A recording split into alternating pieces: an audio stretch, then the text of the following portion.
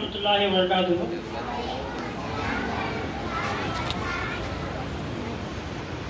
అందరికీ 78వ స్వాతంత్ర దినోత్సవ శుభాకాంక్షలు.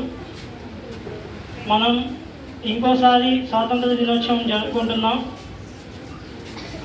కానీ ఇవాళ మనం దేశంలో చాలా వరకు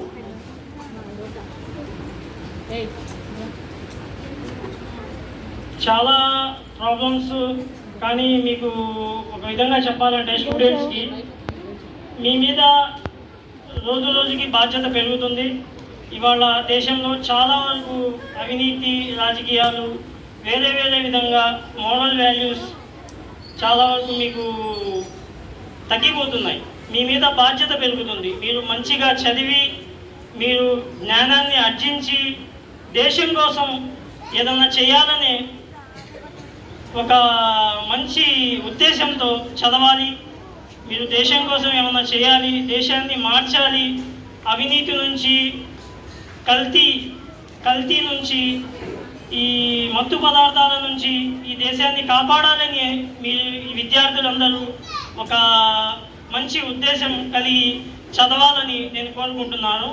తల్లిదండ్రులకు కూడా నేను తెలియజేసుకుంటున్నది ఏమిటంటే పిల్లల్ని స్కూల్కి పంపించిన తర్వాత కూడా మీరు బాధ్యతగా ఉండి పిల్లలు ఏం చదువుతున్నారు, ఏం చదవట్లేదు అనే బాధ్యతగా ఉండి ఇంట్లో పిల్లల్ని ఫాలోఅప్లో ఉంటే పిల్లలు చదవగలరు.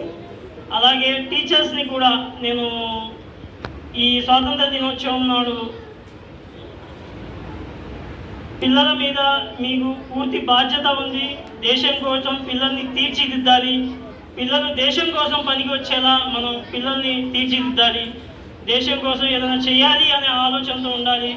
మేము ఏదైనా బాగా చదివి సంపాదించాలి, లక్షలు సంపాదించాలి అనే ఆలోచన మనకు ఉండకూడదు. దేశం కోసం కానీ మనం ఈ సొసైటీ కోసం, ఈ మన ఊరి కోసం ఏమన్నా చేయాలనే ఉద్దేశంతో పిల్లల్ని చదివించాలి. పిల్లల్లో ఇవాళ మీరు ఇవాళ సొసైటీలో చూస్తున్నారు, పిల్లల్లో చాలా రకాల